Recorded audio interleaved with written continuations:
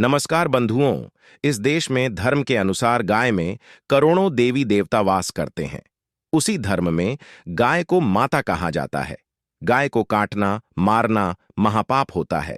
यदि धर्म के अनुसार गौ हत्या पाप है, तो वर्तमान समय में देश में चल रहा पिंक रेवोल्यूशन क्या है? क्या आपको पता है? विश्व की 1/4 गौ मांस अर्थात बीफ की पूर्ति अकेले भारत करता है। आखिर भारत विश्व का ब्राजील के बाद दूसरे नंबर का सबसे बड़ा बीफ निर्यातक कैसे बन गया? विदेश में सर्वाधिक गौ मांस का निर्यात बिना गौ हत्या के कैसे संभव है? हमारे यहाँ इन बड़े बड़े बूचड़ खानों की क्या आवश्यकता, जहां हर रोज हजारों गायों की गौ मांस के लिए बलि चढ़ा दी जाती है? यदि इन बूचड़ खानों या गौ कसी केंद्रों की जांच की जाए तो ये बूचड़ खाने किसके हैं? आइए एक नजर देश के बड़े व मुख्य बूचड़ खानों के नाम व उनके मालिकों पर डालते हैं, जहां प्रतिदिन हजारों की संख्या में गौ हत्या होती है। 1. अल कबीर। यह देश का सबसे बड़ा बूचड़खाना तेलंगाना के मेडक जिले में रुद्रम गांव में है। तकरीबन 400 एकड़ में फैले इस बूचड़खाने के मालिक सतीश सब्बरवाल हैं। 2. Arabian exports private limited. इसके मालिक सुनील कपूर हैं। इसका मुख्यालय मुंबई के रशियन मैंशंस में है। कंपनी बीफ के अलावा भेड़ के मांस का भी निर्यात करती है। 3.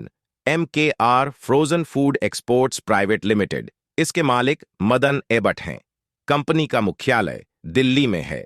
Abbott cold storages private limited का बूचड़खाना पंजाब के मोहाली जिले के समगौली गांव में है। इसके निदेशक सनी एबट हैं। 4. अल नूर एक्सपोर्ट्स। इसके मालिक सुनील सूद हैं। इस कंपनी का दफ्तर दिल्ली में है, लेकिन इसका बूचड़खाना और मांस प्रसंस्करण संयंत्र उत्तर प्रदेश के मुजाफरनगर के शेरनगर गांव में है। 5. AOV exports private limited. इसका बूचड़खाना उत्तर प्रदेश के उन्नाव में है। इसका मांस प्रसंस्करण संयंत्र भी है। इसके निदेशक OP अरोड़ा हैं। यह कंपनी मुख्य रूप से बीफ निर्यात करती है। कंपनी का मुख्यालय नोएडा में है। 6. Standard frozen foods exports private limited. इसके प्रबंध निदेशक कमल जी हैं। इस कंपनी का बूचड़खाना और संयंत्र उत्तर प्रदेश के उन्नाव के चांदपुर गांव में है। इसका दफ्तर हापुड़ के शिवपुरी में है। 7. पोन्ने प्रोडक्ट्स एक्सपोर्ट्स। इसके निदेशक S शास्त्री कुमार हैं। यह कंपनी बीफ के अलावा पोल्ट्री और मांस के व्यवसाय में भी है। इसका संयंत्र तमिलनाडु के नमक्काल में परमती रोड पर है। 8. Ashwini agro exports. इसका बूचड़खाना तमिलनाडु के गांधीनगर में है। कंपनी के निदेशक K राजेंद्रन हैं। इसके अलावा मेरठ और मुंबई में भी इसके संयंत्र हैं। इसके दूसरे पार्टनर अजय सूद हैं। ये 35 देशों को बीफ निर्यात करती है। ऐसे कई बड़े व छोटे बूचड़खाने इस देश में हैं, जो बीफ अर्थात गौ मांस का निर्यात बड़े पैमाने पर करते हैं।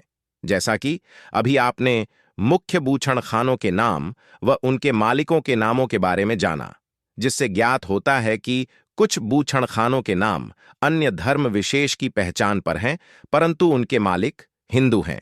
लेकिन लगभग सभी मुख्य कंपनियों के मालिक हिंदू ही हैं, जो कहते हैं कि गाय हमारे लिए पूजनीय है। आखिर इन भ्रमित करने वाले नामों पर ये बूचड़खाने क्यों चल रहे हैं? इसका जवाब शायद आप सभी के पास होगा। जो लोग एक और धर्म का पाठ पढ़ाते हैं तथा पाप पुण्य की बात करते हैं, दूसरी ओर वही लोग गौवंश की हत्या कर करोड़ों का लाभ उठा रहे हैं। आपने अक्सर देखा होगा कि गाय के नाम पर किसी गरीब या अन्य धर्म के लोगों को टारगेट किया जाता है। कहीं बिना किसी प्रमाण के ही गाय की तस्करी व अपहरण के नाम पर मासूमों को पीटा जाता है। क्या ये सही है? खैर, ये बात आपको समझनी होगी कि अमीर इसलिए अमीर नहीं है कि वे धर्म या भगवान के नाम पर बड़े बड़े अनुष्ठान करते हैं या ईश्वर की भक्ति में लीन रहते हैं, बल्कि वे अमीर इसलिए है क्योंकि वे कभी भी अपने व्यवसाय में धर्म को नहीं आने देते। उनका व्यवसाय, व्यापार, कर्म ही उनका धर्म होता है। उनके लिए धर्म या उनकी मान्यताओं से अधिक धन व व्यवसाय महत्वपूर्ण है। गरीब इसलिए गरीब है कि वो अपना व्यवसाय, रोजगार धर्म के आगे न्यौछावर कर देता है।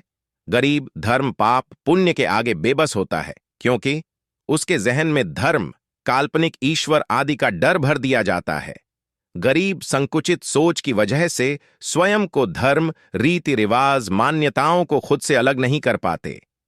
वैसे यहां पर किसी की भावनाएं आहत नहीं होनी चाहिए, क्योंकि इंसान वही करता है जो उसने करने का निश्चय किया है। कोई धर्म चुनता है और कोई धन। सभी संविधान के अनुसार स्वतंत्र हैं, परंतु वर्तमान समय में रोजगार व रोटी से बड़ा कोई धर्म नहीं है। वैसे आजकल गाय एक ऐसा पशु बन गया है जिसकी लोग सुविधानुसार बलि चढ़ाते रहते हैं, फिर चाहे वह धर्म व आस्था के नाम पर हो या व्यवसाय व राजनीति के नाम पर। वर्तमान समय में धर्म व ईश्वर एक ऐसी बाध्यता है जो इंसान को बेबस और मजबूर कर देती है। धर्म भ्रमिकताओं का ऐसा जाल है जो व्यक्ति को कल्पनाओं व भ्रम से बाहर निकलने ही नहीं देता।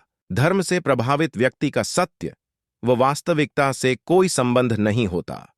एक ओर धर्म इंसान से गोबर की पूजा करवा सकता है, मूत्र का सेवन भी करवा सकता है, और दूसरी ओर वही धर्म दूध को नाले में बहाने के लिए प्रेरित करता है तथा घी को पारिवारिक सुख, शांति व संपन्नता के नाम पर व्यर्थ ही नष्ट अथवा जलवा भी सकता है।